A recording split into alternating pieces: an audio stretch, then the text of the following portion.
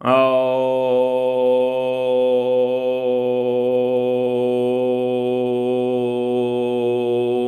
जय श्री हरि।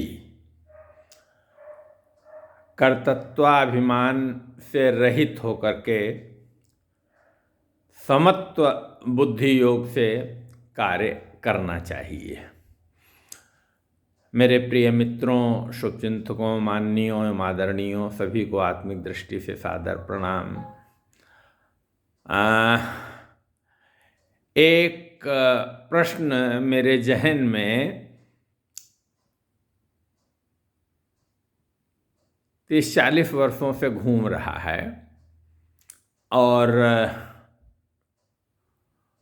उसका विचार निरंतर चलता रहता है और वो महाकवि की चौपाई है को के गुरु बिन भवनिधि तरई न कोई, जो विरंच शंकर सम होई। और मेरा अंतर्मन कहता है कि भगवान शंकर भी गुरु ही हैं। वंदे बोधमयम नित्यम गुरुम शंकर रूपणम मास्तो वक्रोप चंद्र सर्वत्र बनते। ज्ञान में नित्य शंकर रूपी गुरु की मैं वंदना करता हूँ, जिनके आश्रित होने से ही टेढ़ा चंद्रमा भी सर्वत्र वंदित होता है। और गुरु की हमारे यहाँ बहुत महत्ता कही गई है। ध्यान मूलम गुरोर मूर्ति, पूजा मूलम गुरोपदम, मंत्र मूलम गुरुर्वाक्यम, मोक्ष मूलम गुरु कृपा। देखिए, अंततोगत्वा तो हम कृपा के अधीन ही रहते हैं, चाहे हम वो अंतर्यामी रूप से शासन करने वाले प्रभु की कृपा माने या अपने समाज में बड़ों की कृपा माने। देखिए, जीवन बिल्कुल स्वतंत्र नहीं होना चाहिए, इस पर किसी न किसी का अंकुश होना ही चाहिए।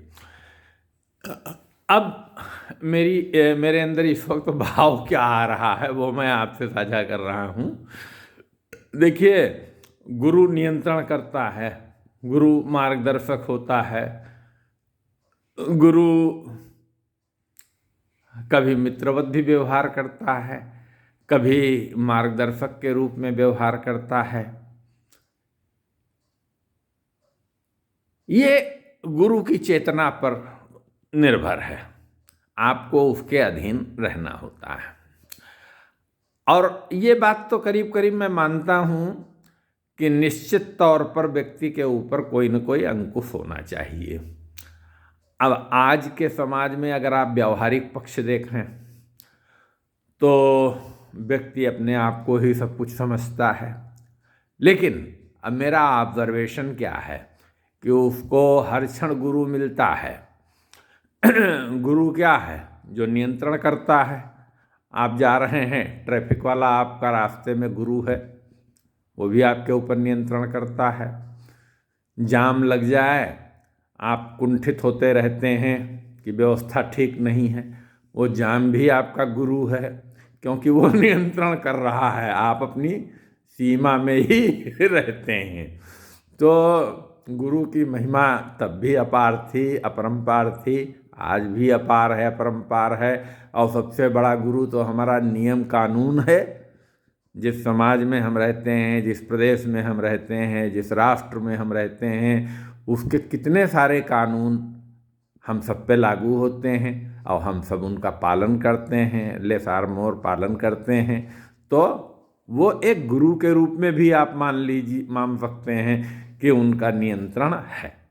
ये भावना जागृत हुई तो मैंने कहा आपसे साझा कर लूँ। अभी मैं उठ के बैठा ही हूँ बस, तो मैंने कहा ये भाव जो आ रहे हैं, क्योंकि ये चले जाते हैं, भाव तो भाव है, मन तो मन है। यही तो भगवान कृष्ण ने से गीता में अर्जुन ने प्रश्न किया है कि ये मन बड़ा चंचल है, मन तो विचरण करता रहता है।